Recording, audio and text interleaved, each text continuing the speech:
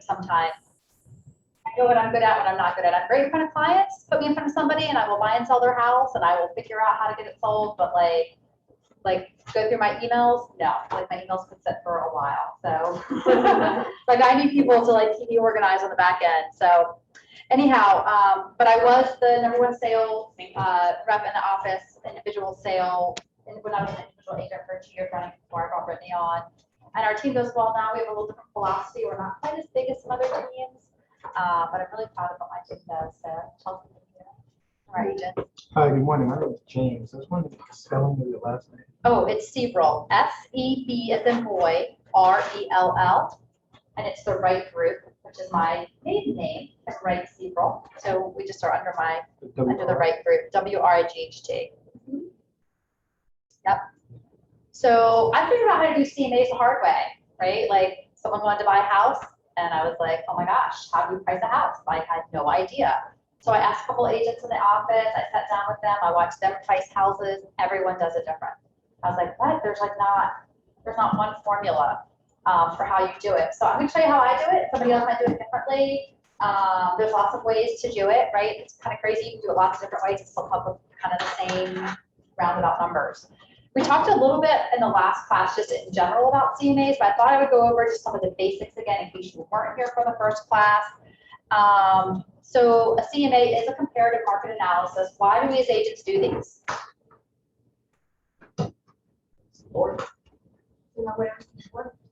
Yeah. Yeah. All good answer. Yeah. To make offers. Yep, to make offers. Right? So people are expecting us to be experts and to know what things are priced at. Do we really, like, is our opinion really what the value of a home is? Like, if we think we know what the home value is that really what the value? No. Is it what our client thinks it is? Is it even honestly what an appraiser says it is? No. That's what a ready and willing and able buyer is willing to pay for that home in that moment, in that market.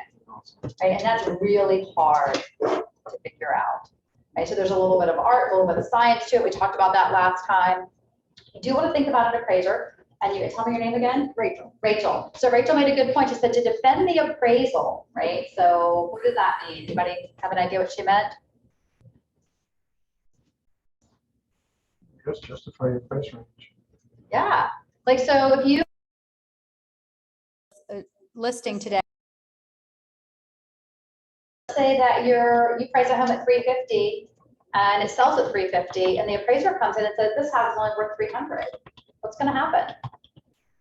The lender's not going to approve that. You're going to have to come down on the price, or your client's not going to be able to sell their home. And chances are, if an appraiser says it's worth $300, like, to dispute that, right? But if you have some of your own comps, sometimes, I mean, I don't really tell appraisers how to do their business. Like, I don't know, do you guys like to be told how to do your business? I don't either. So like I try to like to get into appraisers too much, but I will ask the appraiser, like, do you want to see what I use? Like, if you have any questions, let me know. But I also know I've already done my homework and I've looked at the same comps they're going to look at, right? So an appraiser is going to look at what's sold in the area most recently that looks kind of closest to this home as possible. And so if I've done my CMA that way too, we're probably going to come up with the same properties, right? So I'm going to have an idea already. That's how I'm pricing my home, the way an appraiser would price it. So that when it comes to the appraisal process, hopefully I'm not really far off from what the appraiser finds. Right? But that's not mine. I'm like, is that me? No, it's me. I'm trying to get better audio. Okay, I'm like, what? Is someone texting me that it's so dumb? What? No. I'm like, oh my No, God. I was trying because it's the audio way we have it set up is so dumb. We have an audio visual guy coming in tomorrow so we can fix it. No, it wasn't you. Obviously. Okay. I was like, oh, am I putting that out there? Darn it. Sorry. I mean, that's when, like, you know, someone texts you something. No, I totally get it. Screen when it's on here. Yeah. So what I thought would be the best thing to do is instead of like teaching you guys lots of techniques or like, oh, you should look at this or look at that. I think it's best just to go through a property and figure out how you would price that property. And you just keep doing more properties and they're all different. Like no home is exactly the same, right? A couple things I will say in advance when we're looking is that if you're brand new, do you know neighborhoods and do you have an idea of like how buyers perceive neighborhoods or areas? Based on schools, like Anything. I mean, if you're brand new to the business, like unless you live in that area, you just happen to know stuff, You probably aren't. You're probably gonna have clients call you and say they have a house to sell in a neighborhood and you've never even walked into that neighborhood before. But could you become an expert on that within like an hour of researching? You could, right? You could know all about all, and here's the thing, you may not know, can you say what buyer, can you tell what buyers prefer by looking at stats? Yes, you can. Because if they're paying more for it, they're selling faster, right? What does that tell you? That's like a popular area. So if you have two neighbors, if you're looking at houses and you see like, let's say you pull up an elementary school, right? And all of a sudden one neighborhood has like a ton available, they're not selling, but this other neighborhood's all selling. Well, what does that tell you?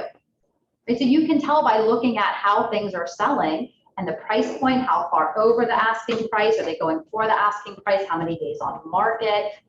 You can start to assume what's more popular with buyers, right? And so you can start seeing the story, like numbers will tell you that story. So you can kind of become the expert. So I don't always know when I start my search, like, I don't know what I'm gonna find, truthfully. A lot of times, we're gonna talk through this. I'm gonna kind of teach this class like we don't know anything from the seller. You should kind of know something from the seller. So before you go to do a listing appointment, what's the one thing you should do with a seller?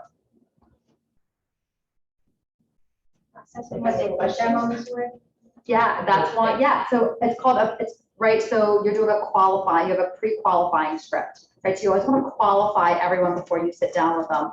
So sometimes it's harder to get information out of someone. Occasionally you can't. I'm going to assume these people aren't qualified, which would be the worst case scenario.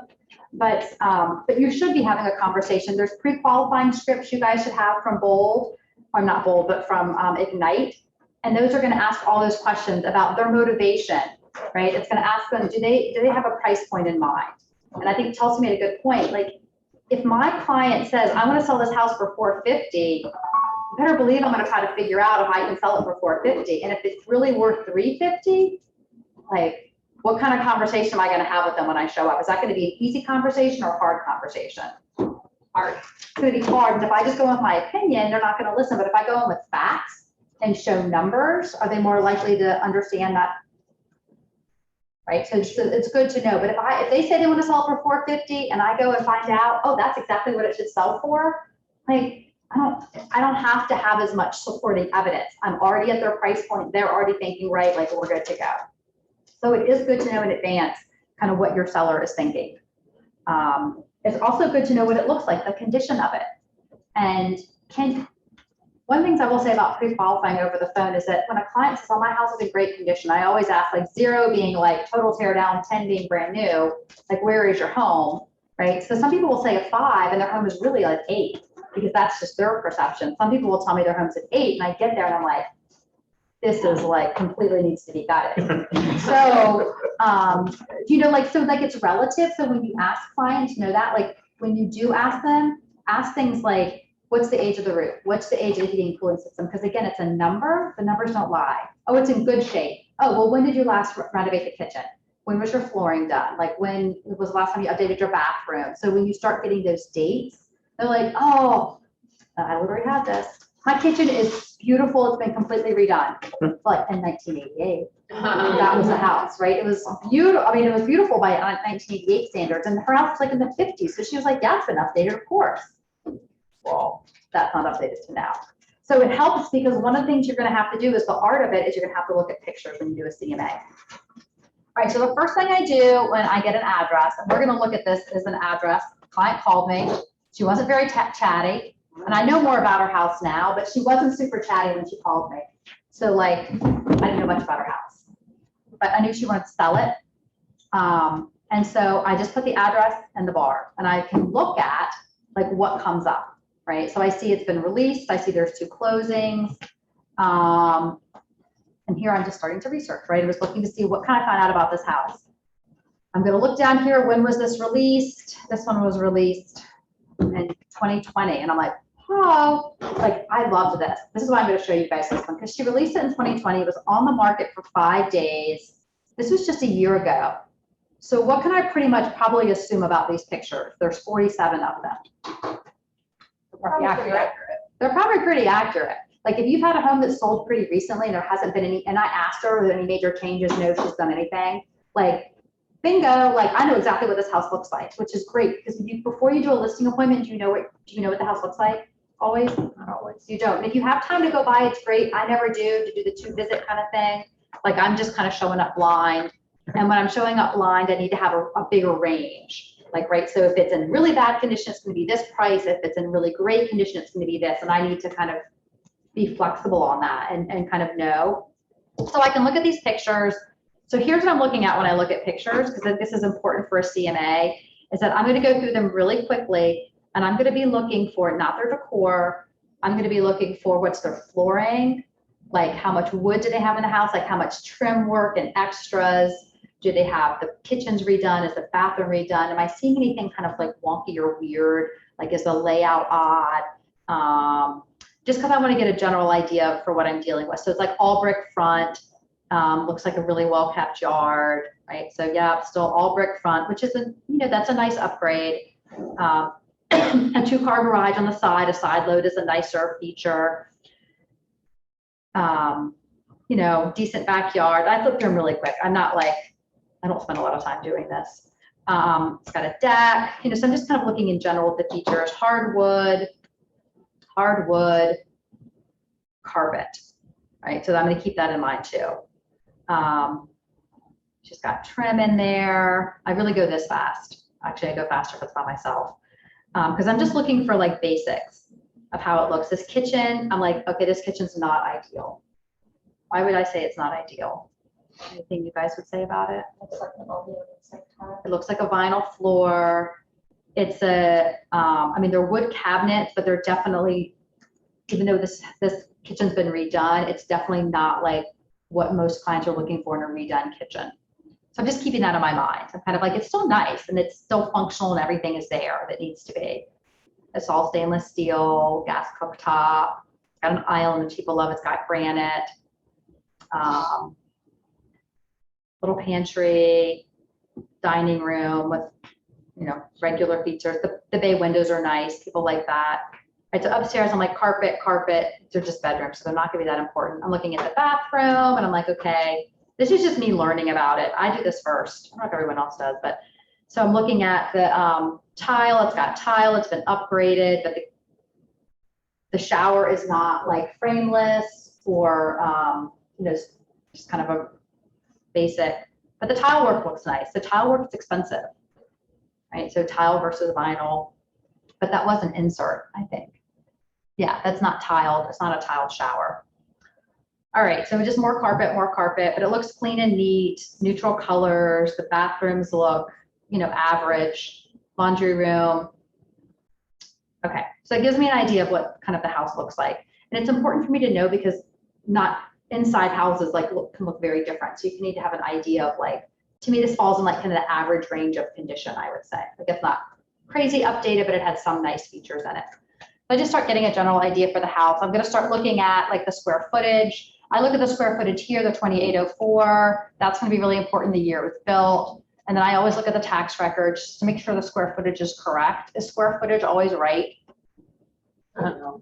It's hardly ever. It's wrong a lot. So agents play around with square footage, especially if there's basements, they'll add basement in as finished square footage. Sometimes they don't. I don't know. I see all kinds of things. So I look at that.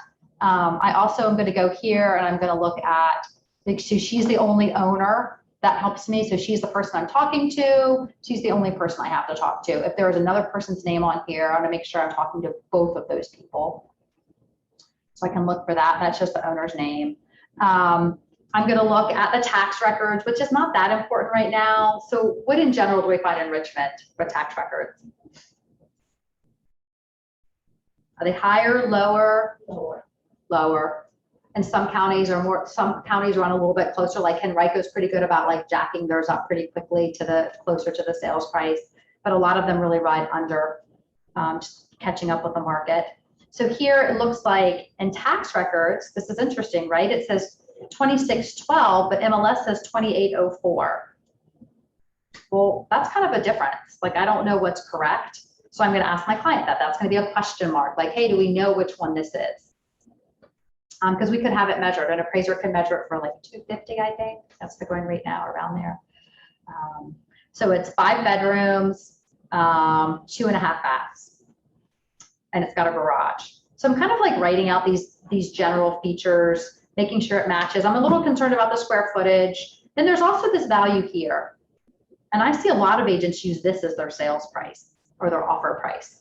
This like estimated real AVM, which sometimes it's right, and then a lot of times it's not right. But I still look at it. So it says 388. Well, I already know naturally that's way too low for this house because I have an idea of where this house is supposed to be in my mind. So anyways, I'm looking at that just to see if there's any discrepancies. So this is me just like learning about this property so I understand what's going on. I can also look, hold on, let me go back to the tax records. I can also look on here too to see at the bottom, and it's just in tax records, but it's also in the history of the property. There's a different way you can look at this too. It's also going to tell me all the different activity, and most importantly, it's going to be her mortgage on here. So I can see that she bought this in 2019 for $379,900, and I can see down here it was a VA loan. So what's that tell me if she paid $379 for it, it's a VA? She's probably owes nothing. Yeah, she might be a little bit down, but like she is not a lot. So if we're in a tight market and this house can only sell for like 385, what do I already know about this seller? She's gonna have to pay. She's gonna struggle to sell her home by the time she pays for commission. So you start to see this seller's maybe a little bit in trouble, like on that end. Like it's gonna be hard for them to sell, and you have to be honest and like really understand people's financing. Right now, this isn't the case because most people are selling so much higher than what they owe. We're in a different kind of market, but it could very quickly go back to that being an important factor to know about your client, how much they do owe. Because I do have clients, I have a couple of clients right now that are really close. Like we just happen to keep rerunning their numbers because they're that close to being able to close and not have to bring money to the table. So that does happen. So that's where you can check that. And that goes to, I do think this is important because this is public information. So if you're a good agent and you're buying a property, you're going to know too, and this helps you to know too why sellers might be stubborn on a price. Oh, they owe a lot on it. They can't sell it for less. Like we're barking up the wrong tree, making low offers because, you know, they may not be able to sell it. Anyhow, this is just good information. All right, so once I've done a little bit of research and I'm looking at that, I start with, this is Foxcroft. I start with the neighborhood first if I'm going to do a search. And then I always do a full search. I don't know, everyone has different ways of doing it. You can select all just to see what's going to be in Foxcroft. And I just want to see what's selling there. Because I don't know, like this is not a neighborhood. Does anyone sell in Foxcroft? I don't sell in Foxcroft all the time. I sell houses around there and other like Fox Creek and other neighborhoods in the Foxes, but not Foxcroft. So I don't really know. Like I need to find out like what is there in that neighborhood. When I see that there's 13 homes that have sold and there's 1 pending, what does that tell me? Just already off the bat about this neighborhood. It's hot. Yeah, it's hot, right? Like there's nothing for sale. One's pending, it's 2 days, and look at all the days on market for this. And the only reason these days on market aren't 1 or 2, because what are agents doing? They're holding offers. So like I know this is a really hot neighborhood. It's probably going to sell quickly. And so that's what I'm looking at. In a slow market, I love this kind of report that I'll show clients. So if I have clients, for example, that are like right now, like that 650 to like 800 price point in some areas is they have houses that are sitting like 15, 20, 25 days. So they're like, why isn't my house not selling? Everyone else's. You can do something really hyper local like this, like a neighborhood or an elementary school, and you can print out the activity for the past 90 days and show them, look, there's 10 houses on the market right now. There's none under contract. There's a bunch that have sold, but nothing's gone pending since you've been on the market. Like, is that valuable to know? It's not just their house. It's not just their house, but why? And so what does that say? Like if you have 1 house and there's 10 other for sale, what's that also say? A lot of competition. And if there's only 1 buyer out there, you better be the top choice. So if you're not the top choice on price, you're not the top choice on condition, you're not going to sell, right? So like these are important things to start noticing. And I think it's good to know this even when you're doing the CMA, because even when you do a CMA today and I do a listing appointment, I don't maybe list the house for a month. Like I better know how that market's moving and I better keep up with it, right? So I'm gonna start a search like this for myself. And I'm gonna start one for my seller too. So my seller is gonna constantly get information on what's selling around them. All right, so I'm gonna look at this. So now I'm gonna like break it down into closer because I'm seeing in here there's like 4,000 square foot homes, there's 3,000 square foot. So if I know this is, well, we don't know if it's 2,600 square feet or 28. I'm gonna go on the 28 that was in MLS like 3 times. Other people listed at that. So I'm gonna just assume it's the 28. I'm gonna talk to my seller about it. But if I assume that, I'm probably gonna search like, maybe 3,100 and under. That takes us down to 10. They did have a garage. I think everyone else has a garage in this neighborhood. So some neighborhoods, that's a really big factor, taking a garage on or off of a house. So if your house doesn't have a garage, you really want to compare to no garage home. So there's some things like that. When it comes to bedrooms, this is 5 bedrooms, but the other ones are 4. Is that really a big difference as far as an appraiser is concerned? It's not a big it's not a big pop in value. Now, if it had an extra bathroom, would that be? Yes. That would be. They only have 2.5, so I'm gonna leave that. So that takes me down to 9 houses. And they're all kind of in the same, right? So are all these in the kind of same, like 27 to 3,000? They're all about the same size. I haven't even looked at them yet. I'm trying to get a smaller group before I even look at them. The other criteria I've been using lately is this, 90 days, the last 90 days. So why is that important right now? Usually it's not. It's changing so quickly. Changing so quickly. So if I only look at the last 90 days, right? So I start looking in here and I'm like, okay, so now we've got one under contract in 2 days at 430, right? It was 2,700 square feet. I'm like, that seems low because I look at these others over here where they've ended up, right? So we've gone anywhere from 437 on up to 499, 499 being the highest one. So I'm kind of curious about this 430, like, did she just strategically price it low and it went higher? I'm gonna call that agent and I'm gonna ask. So if something's pending, I'm gonna call the agent and see what they'll share. A lot of times they'll tell you, oh, we got 10 offers and it's well over the asking price. Appraisal was waived, home inspection was waived. If someone says that there were 10 offers, what does that tell you? I don't know, lots of issues. How many buyers are out there? 9. 9. I mean, like, pretty simple math. So that's good news for you, right? Now, if they only got 1 offer, right, and it took them like 3 weeks to get it, that tells you something too, right? There's not a lot of buyers in that market right now. So that's a big difference in like supply and demand and understanding that. If an agent calls you and you have a home under contract, what can you share with them? Like a trick question. Only what your client says. they Yeah. can. Yes, Chelsea has that right. Only what your client says you can share. So you can ask your client in advance, hey, if other agents call me, are you okay with me sharing general information about like how many offers we got? Oh, we're well over the asking price. They may say, yeah, you can tell them exactly where we are, or whatever they're okay with you disclosing is okay, but it's their private information, as long as they're okay with you sharing. Let's see. So then I'm going to start looking at the pictures, right? So this one's 2801, ours is 2804. I'm thinking this one sold at 499. I'm like, ooh, I like that. Let's look at it and see. And this is what I do. I have to like look through the pictures now, right? Because I don't know, like, what do these houses look like on the inside? And this is a big difference, right? This is 399 to 499. So again, I'm going to call this agent. I've actually already called her. And I asked her, what in the heck, how do you sell a house for 100,000 more in this market? Like maybe downtown, but not in the South Side in Foxcroft. Nobody else did that. And she basically said it was someone from Northern Virginia that had to have a house within 24 hours. And so they're willing to pay whatever price. And they just made an outrageous price, outrageous offer. Wow. But it's a conventional loan, but they could have put a lot down, right? So they could have put 40, 50% down. And then, so they don't have to worry about the appraisal. All right, it doesn't have brick on the front. That's the first thing I noticed. And brick does count a little bit more, although if I'm selling a brick home versus a vinyl home, like I'm not going to price it higher. Like I don't think a buyer, do you think a buyer is really going to care? They might outbid each other if they care enough that they like it so much that they have to have it. But I don't find my clients care as long as the No. siding is like maintenance free. Like if you're in an all brick community and you're the only vinyl house, then would it matter? Yeah. Then it would matter, right? But if you're like everyone's brick front or some are like siding, like as long as it's a nice product, I don't think that there's a massive difference in the price point. In my mind, how a buyer views it, maybe an appraiser would. But I don't find buyers being like, oh, it doesn't have a brick front, like let's move on to the next house. Like I don't ever hear that. All right, but it does look kind of similar from the front, right? It's like that transitional home.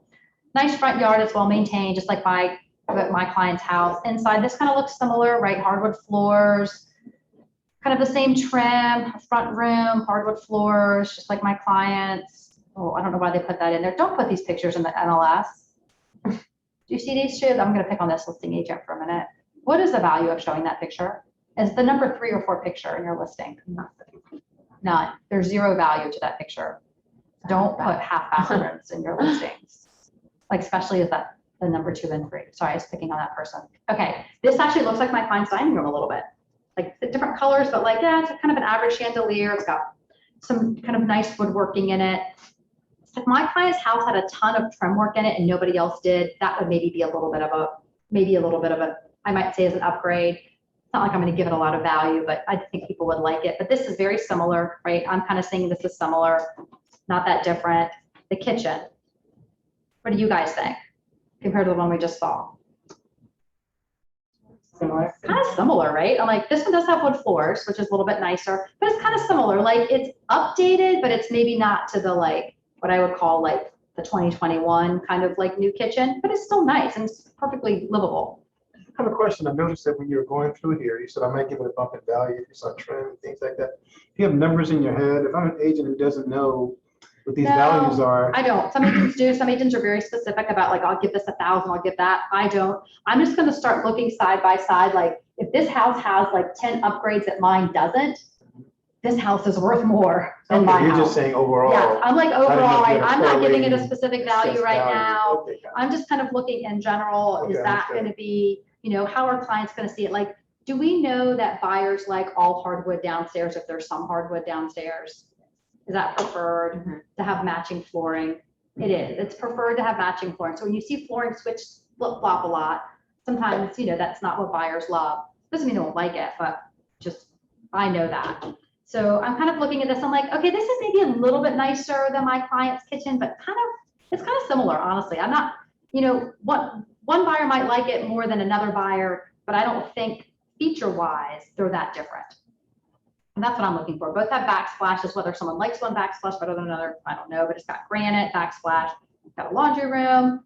Okay, their family room has hardwood floors, which I think is preferred. So this house does have all hardwood downstairs, which I think might be preferred. This looks neat and clean. The carpet looks newer.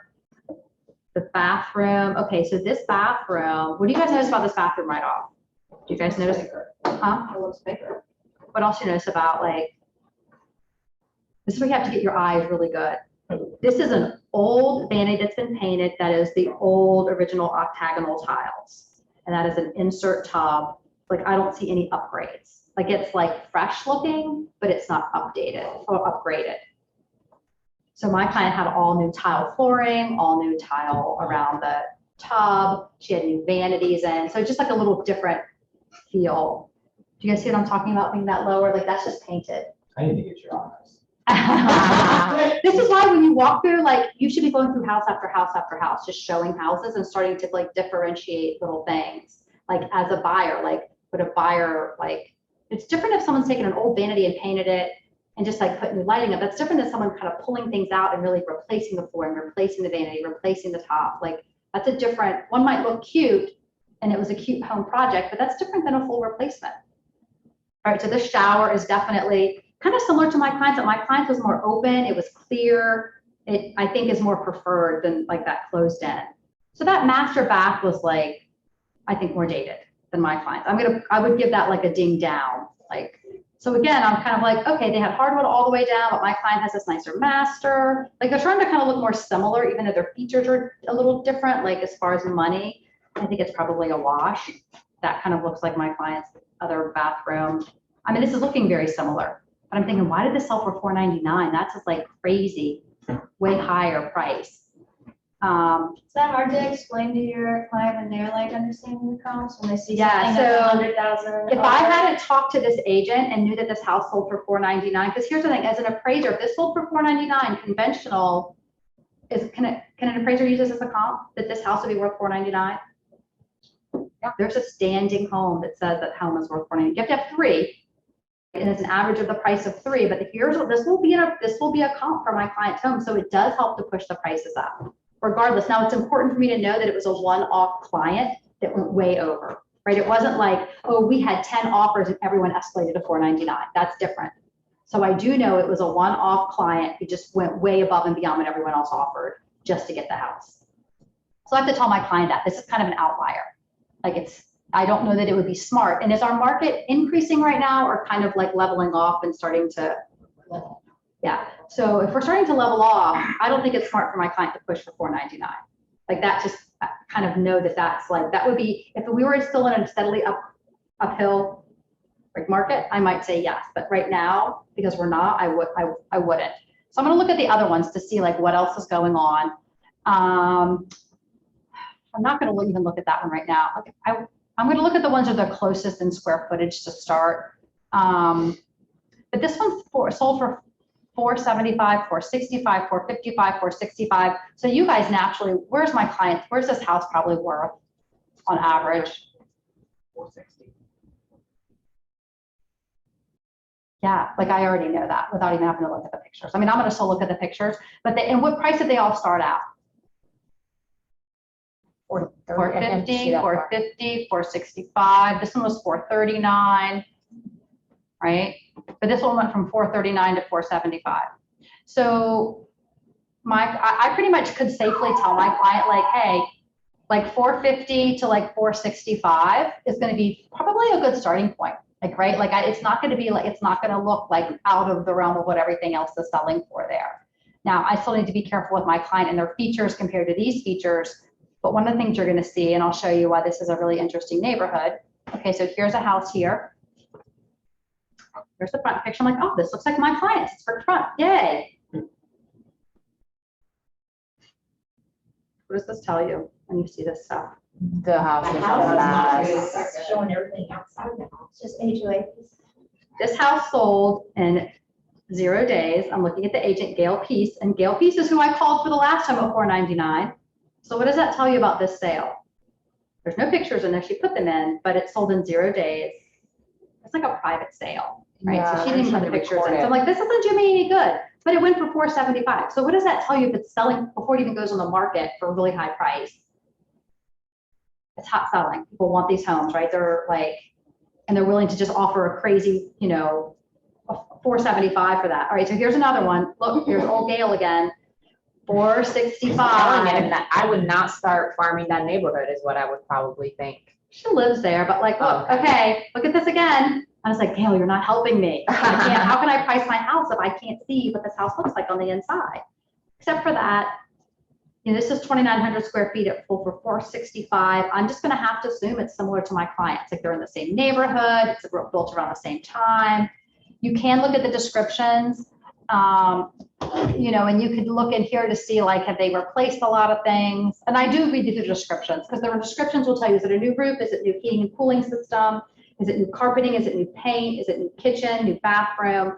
Like agents will put that in there and I'm going to highlight that stuff. So when I show it to my client, I can say, look, they have all this new stuff. How much of this do you have that's new? And they're like, none. I'm like, okay, so is this the price for your home or do we need to go lower? We need to go lower. Right, so they start to see like that has more features than my home does. But she doesn't have really any information in here. I mean, there's nothing. Stunning fenced in backyard. That doesn't help me. All right. So, old Gail. All right, so this next one is at $455. It sold at $455, and I'm going to look at the sold ones. Those are the most important. And I like to have, if I can have at least 1, 2 sold properties that I feel a little more comfortable, 3 is best, because that's what an appraiser is going to look for too. This one's $455, $288, $880, $28888. Golly. So that's almost the same square footage as my client, sold at $455 in August. I can look at the description. Doesn't have anything. Here's one of my pet peeves on descriptions. You guys put in there the ages of systems and things, because that's huge for clients to know. All right, so here I'm like, well, not brick front, wood floors, There's no trim work in this house though. Oh, you see that how that looks different because there's no trim work and it's just a white kitchen. I think these are just contractor grade cabinets with just a white solid surface top, it looks like. That doesn't look like granite. Does it look like it to you? That's solid surface. What do you guys think? Hard to tell. Yeah, it's hard to tell. Yeah, it's solid surface. I just think it is. Yeah, it looks like maybe Corian or something. Actually, Yeah. it might be from Micah. Yeah, it doesn't look, but then they do have the hardwood down, which is nice. In the bedroom, all carpeting. So this is great carpeting. This is an older bathroom. Anytime you get those bigger square tiles, or little octagonal tiles, those are a little bit older. It's got jetted. That's definitely an older vanity, like more contractor grade. One of the things that we're going to do for you guys is get you into more new builds. And that really helps with understanding like what's old, what's new, what's like a base price. What did the builder just put in to start? What's been upgraded? Because you start seeing what they're putting in now, and you start to figure that out. That's interesting. A fireplace. I don't know that really gives it any value. It's kind of tedious, isn't it? Looking through these, but it does help to start to see like, is my client's house kind of like all these other houses we've looked at? I mean, are there like little differences, but really on the whole, do you see a lot of massive differences? I don't see a lot of differences, not big money differences. I mean, maybe like the decor and the style, which maybe one buyer might prefer something over another, but I mean, features that actually convey with the home that would stay.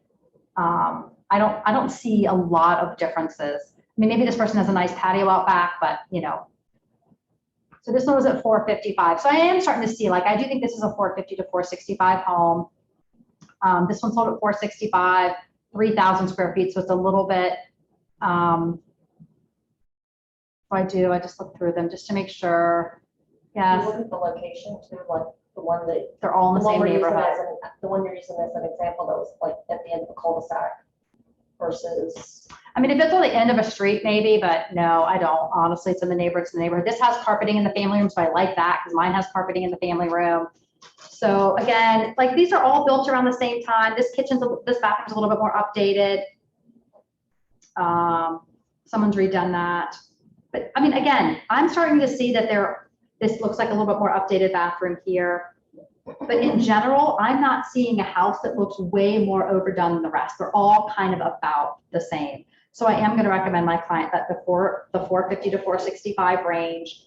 And then it would be just her strategy. Like, what's her strategy? Like, does she want to list lower and let the market carry her higher? Does she want to start higher? What happens if you start at a higher price? Like, kind of more where you think the house should sell. Could deter people and people will be interested, especially in this market where most of them are going over. Right. So again, that strategy on pricing, right? So we know right now we're training our buyers to look lower so that they can escalate their prices a little bit, because buyers know right now they have to escalate a little bit. So you have to kind of stay on top of it. People are. So I think that's starting to change now. I'm seeing more houses going under contract at asking price, some under asking price. I mean, that's not every area, right? What do we notice in this area? I look back at these houses, here's the list price, here's the sales price. What do we notice? Pretty much above. Yeah, some have gone way higher, or some a little bit over. I'm going to be really interested in what's happening with that 431. Like, what are they under contract? Because that's going to tell me right now what's really happening. Because do we know we're in a really changing market right now? And I'm going to find out when that's going to pend and what it's going to pend at, because my appraiser is probably going to use that one as a comp that's going to close before my appraisal happens. So the other thing you can do, and I like this, I just do the quick CMA. So I'm going to probably take out this lower one. I'm not sure I don't know if that one's, it sold a lot lower. So I don't know if something wonky happened with that. But if there's like an outlier that I feel like doesn't look like the rest, I'm just going to ignore it, truthfully. So then I can look at this. This is what I'll show my clients. My clients love to see this. Then you can start looking at the price per square foot, making sure, like, because this house is a 2801, it's a little bit smaller than these others that are at 3,000 square feet. So what's the rule on square footage? Like with square, how does that affect your pricing? What's the general rule? So the smaller the house, the higher the price per square foot. So here's how this was explained to me. So if you have a house, a small house, but it has a kitchen in it and 2 bathrooms, right? What costs the builder the most amount of money to build? those spaces, the kitchen and the 2 bathrooms, right? There's the most amount of money. Like I said, a bedroom is just going to be carpeting and drywall and paint, right? So there's just not as much money in those rooms. So if you have a small house that has kitchen and 2 bathrooms, and you have a larger house with a kitchen and 2 bathrooms, right? Like those other rooms, that other square footage isn't kind of sometimes as valuable. So that price, that's kind of how I think about it in my mind. So when you have smaller homes, you do expect the price to go up. So when I look at this, and if it's true, so look at this one here, it's 2,800 square feet. Well, we know this one sold really high, but it's at 178 a square foot. Here, this one at 3,000 square feet was at 153, 29, 157, it went higher, 28, that one higher to 157, right? So we're seeing that trend here. And I would say that's true, and that's always a trend, no matter what's happening in the market, you'll see that. If I didn't think, so once I get to this point, this one was kind of easier to do. Like I knew what the price was, it wasn't hard because there were already so many of them. And I wouldn't necessarily dig in too much deeper because like there's enough proof. Do you guys see that you feel comfortable that it's 450 to 465? I feel like there's enough proof for that. I don't need to have a more fine, like if she wants it to sell more quickly, I'd be like, put it at 450. I think it'll go up, but maybe it'll go up to 470, maybe 475 if there's a lot of really buyers that are excited. But I pretty much can guarantee it'll appraise at 465. Like I know that.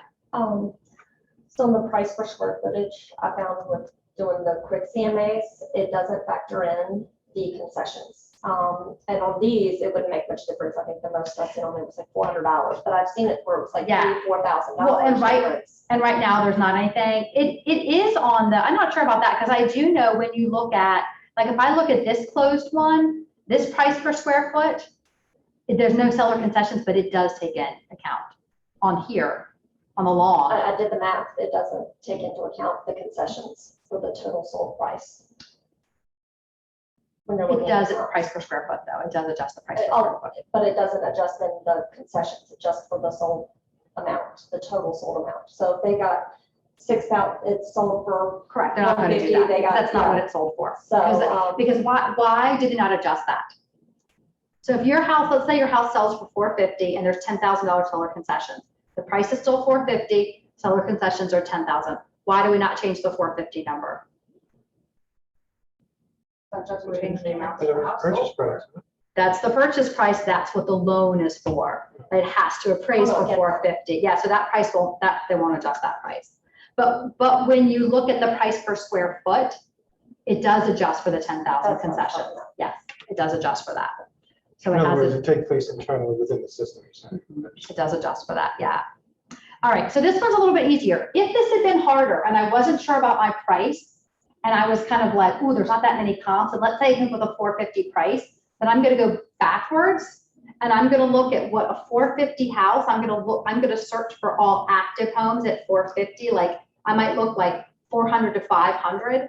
I'm not looking at a really wide range right now. I mean, if it was a tight market, I would look at a smaller one, but I might look at a really wide range to see what else is active in that elementary school or that middle school or that high school, and how does my house, how is it gonna look in the market? What's its competition gonna be? Because here we're looking at comps are closed and usually pending, but you need to see what it's gonna look like in an active market. There's nothing active here, but I'm gonna look bigger to say, hey, like in this, I think this is Woolridge, Cosby. All right, so this is Woolridge. So I might go back and be like, okay, let me look at just active homes in Woolridge Elementary that are like 400 to 500,000, right? Oh, okay, this is awesome. I didn't even try this. Look, what comes up? Okay. 0 is for sale on that price point. That's good for you. Yeah, it's great for my seller. Yeah. Regarding earlier, we talked about square footage and how sometimes you can't really know if it's accurate or not. How do you reconcile that, and how do you get to a point where you confirm the accurate square footage that you're dealing with before you list it, mix it up? Yeah, so you can actually pay, there are certain appraisers that will do square footage measurements. I mean, that's part of their job as an appraisal process. So if your client has, like this client had bought her home recently, so she still had access to her appraisal, which had the square footage on it.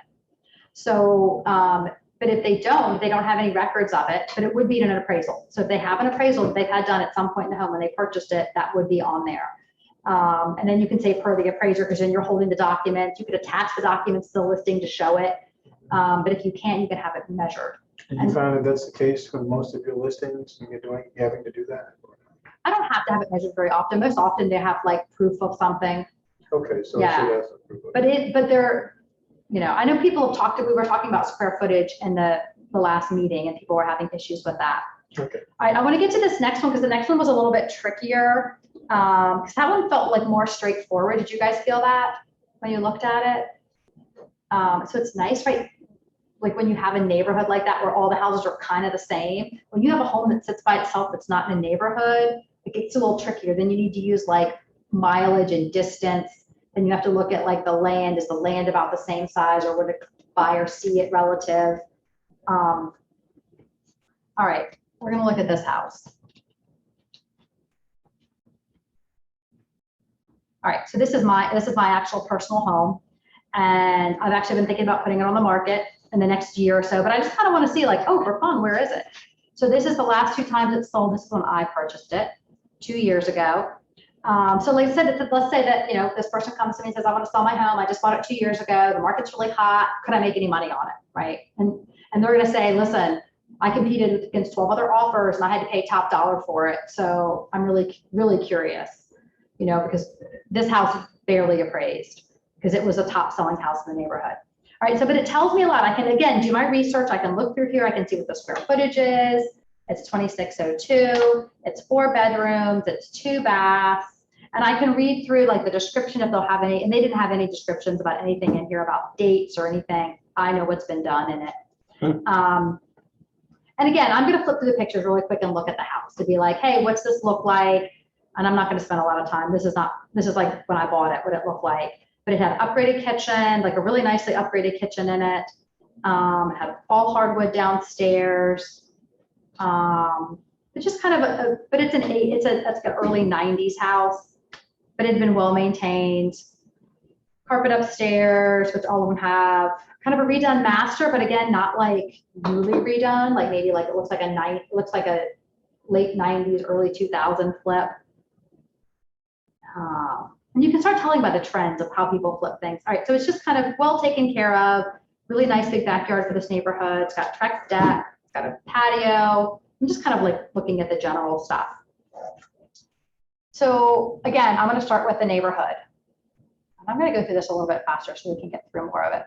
So I'm going to select all. I'm going to look at Waterford as the name of the neighborhood and just see what's happening in Waterford because all right, so there's 6 homes. 1 pending, a bunch closed. That's always a good sign. A lot of that going on these days. All right, but here's what I know. So the house we're looking at is 2,600 square feet. What do I notice right off about all the other houses? Like small. Yeah, so it's bigger. Does that mean it could be worth a little bit more, but like, right, so do you want to be the biggest house in a neighborhood? Not always, like you don't always get your money back on that. So like, I'm kind of thinking, but I'm looking over here at these price points and I'm like, wow, okay, so they're definitely like this person paid $430. And if a 2,100 square foot home is selling for $430, we know this one's upgraded. Like, like maybe she could sell it for more. So I will look at the more higher priced ones because I know that this house is bigger, so I'm only going to look at the higher priced ones. So I'm like, $525, what the heck? I'm like, man, could this person sell it? Because if I know she paid $430, or I paid, I'll keep saying myself, if I paid $430 for it and now one sold at $525, I'm like, hell yes, could I make $100,000 if I sold my house in 2 years? Right, so I'm looking at this 2,100 square feet, so I'm like, what's going on in this house? That's small. Like, how is it selling? And it was a VA new loan. I want to go ask Catherine how she sold this. Catherine Ham sold it. Right, I'm like, okay, this looks nice, but like, okay, nothing too special. I'm like, all right, so they have a lot of extra wood in here. Some nice features, but okay. I mean, it's a nice kitchen, but those aren't like nicer, more upgraded cabinets. There's nothing kind of really that completely stands out in that kitchen to me. It's, got granite, but built in, the fireplace, that's nice. It does have hardwood upstairs. But if you look past the decorations, like, I'm just thinking, what the heck? This is updated, but maybe not more updated. The style might be different, not updated more. I'm like, oh, what's going on in the back? They have a pool in the back.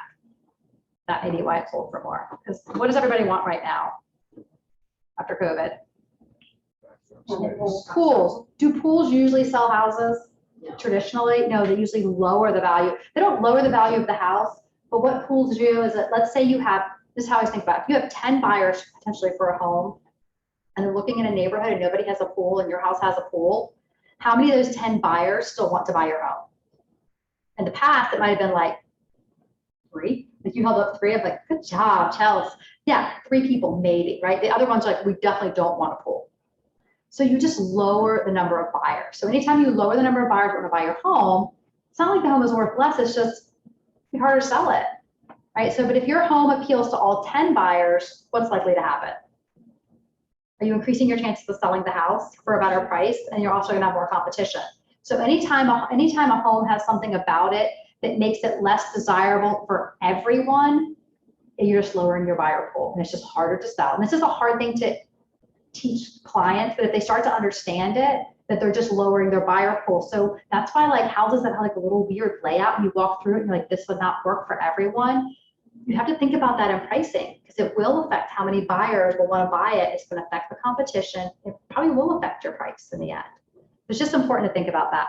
This market, everybody wants a pool. It's like a 2-year wait to get a pool right now, over a 2-year wait to have a pool installed in your backyard. Wow. So I think people probably bid this up because it already had a pool in it. But all the same, what do we know? This is a comp for my house now, and it's way smaller. So I'm loving this one. But I still am like, it's not like my house. It's so much smaller. It's really hard to use that. And all the other ones are smaller. So I didn't think there was really a good comp in here. So what I did was I went back to the drawing board. We only have a couple minutes here. And I took Waterford off.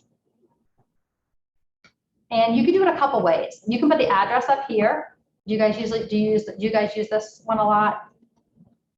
Yeah. Yeah. Yeah, this is just distance. So I could use distance, like I might try half a mile to start, 38 matches. Holy smokes. Okay. That's everything though. Yeah, let's do a really tight square footage. 2,500 to 3,000. Let's see what comes up. Well, 5 came up. That's not a lot. Okay, but 5 good ones came up and they're from 2,500 square feet to like 27. And I'm at 2,602. So is this like a good sandwich? Right? So it's like, and there's 5 of them. And what are the price points we already see? 475 and up. Yeah, 475 and up, and up to like 510.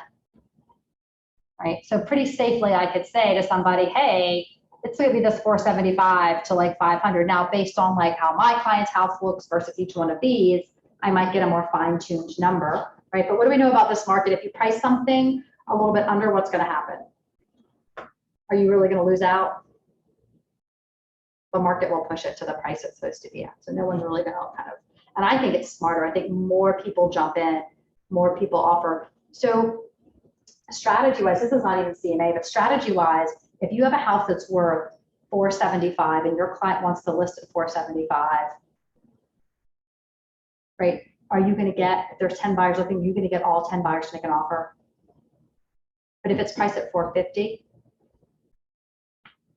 now if there's 2 or 3 buyers that want to make an offer at 475 and they make their offer at 475 and they know they're only competing against maybe one other offer or maybe no other offers because maybe nobody else stepped up, or they have to waive the appraisal? Do they have to waive the home inspection? Do they have to even offer anything extra? Can they just offer the asking price?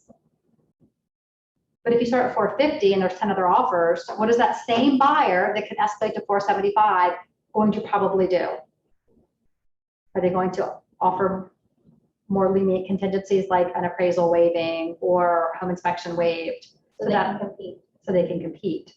Right? So when you price higher like that, you kind of lose all those extra things, which this is something I have to explain to clients too, because if you're going to get 475 for a house, but then you have a home inspection, there's $5,000 of, inspection items you have to pay for, right? That's coming out of the seller's pocket. So when appraisals are waived and home inspections are, I'm not saying they should be, I'm not making a a plea for that, because I don't like to do it for my buyers. But if they do have to do that to get a home, that's just more money that the seller retains in their pocket. So they're actually keeping that money versus negotiating their way throughout the deal. That is what happens when we have appraisals come back low or home inspections come back and things are in bad condition, right? It's more money out of the seller's pocket. So that's why I'm a huge proponent for like listing a little bit at a more, what I would call aggressive price point that I know is going to attract the most amount of buyers.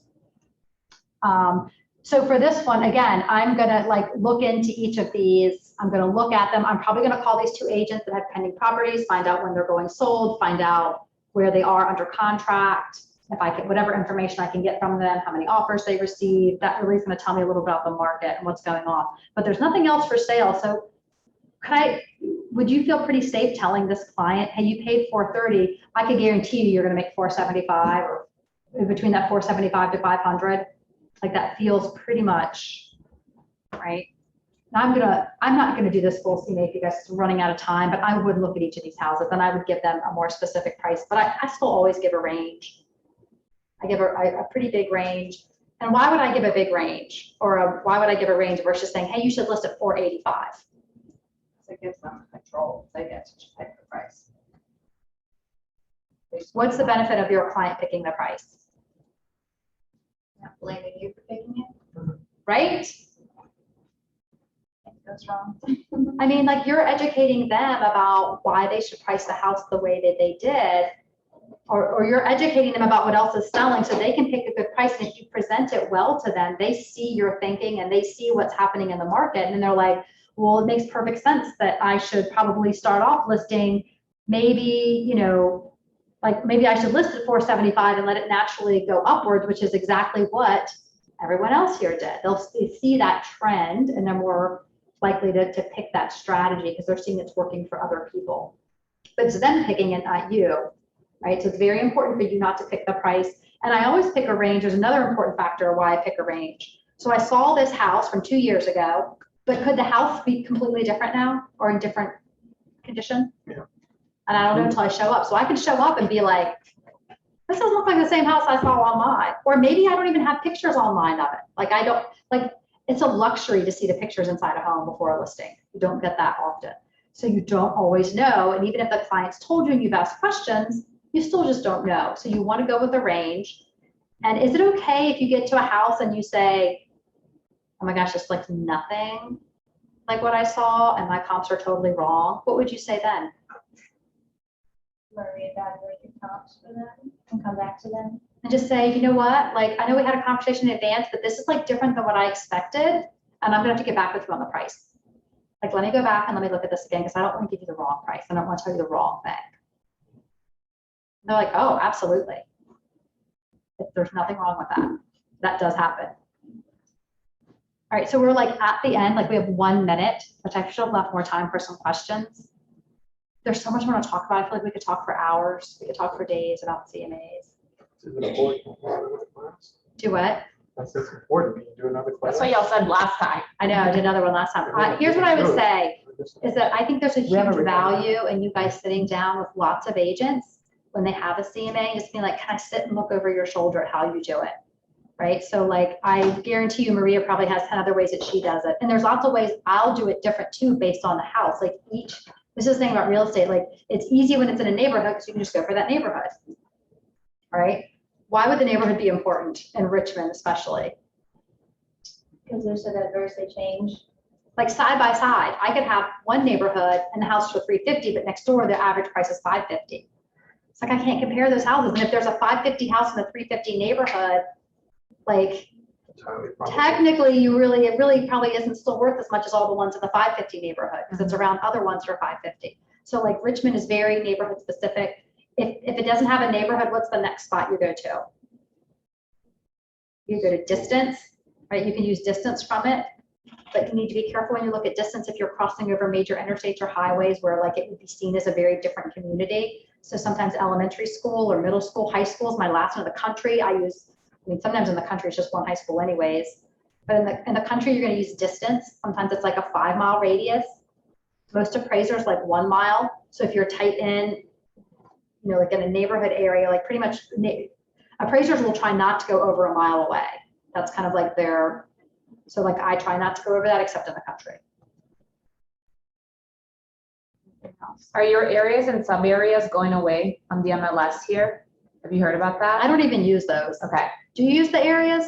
I don't even pay attention because you know what? I have. Do buyers care about the area? No. Do they even know what an area is? Do they know area 22 or area 34 or they have no idea what that even is? So honestly, when I'm looking for CMAs, I am always thinking like a buyer. What does the buyer think of this? How's the buyer going to view this? Like, and they're going to look at it as if they have kids, they want to be in a certain elementary school, or they want to be in a certain area of town, or they want to be in this neighborhood versus that neighborhood because this neighborhood has a pool, that one doesn't, or like, you know, all those little things that I know are important to buyers. I hope this was helpful. I feel like there was like a million other things we could have talked about, but hopefully, did you guys learn? Did Yes, anyone want thank to you. share like one thing that they learned today, like something of value that you feel like it'll solidify something you already knew or something new that you heard? Stop sharing your screen. I have a question. So I know you said you don't really look at things like that at the location, whether it's in a cul-de-sac or things like that. And you come in on the one that had, you know, decent yard and stuff. Do you look at the yards of the comps, like if one is on a major slope, for example, versus the rest are pretty flat or? Yeah, and sometimes it's hard to tell that because if pictures have been taken, then you know, take them from different creative angles. But when you get to a property, if I get to a property and it's on a massive hill, like what do I know? Like, and they didn't tell me that, and nobody else is on a massive hill, just them. Like, that's an Is issue. it up or down? Because being Right. up on a hill But is if you kind of get, an like, if you- advantage, right? It's the maintenance. If the driveway's like this, like, is that different? Like, in this market, are those kinds of things as important? No, because No. everything's selling. Everything is selling. So like, you could be on a corner lot versus in a cul-de-sac. If there's nothing else for sale, someone's still gonna buy the corner home. Like, yes, in a normal market where like there's 10 houses on the market, the cul-de-sac house will sell faster. The flatter, you know, more open backyard, or the more flat backyard. Yes. But again, when it comes, so because more buyers are looking for like a flat backyard that could be maybe used, maybe. I mean, I'm just as generic, like in a family home, right? So again, but not everyone does. But I do find the house is more important unless the outside is like something really odd. Like, do you guys sell in Tarrington? Like they have a lot of terraced backyards there, which isn't ideal, where some of the backyards are big and flat and square. Like, so if you're in a terraced backyard, is that going to work for a family with like 4 kids? I mean, it's just not going to be as popular. So that will affect your buyer. It's going to affect your buyer pool. So I may not change the pricing for the home, but I'm going to let my seller know, we may get less showings, we may get less activity because this backyard is not appealing to most of the buyers here, which are families with lots of kids who want backyards. So I just have to explain that to them.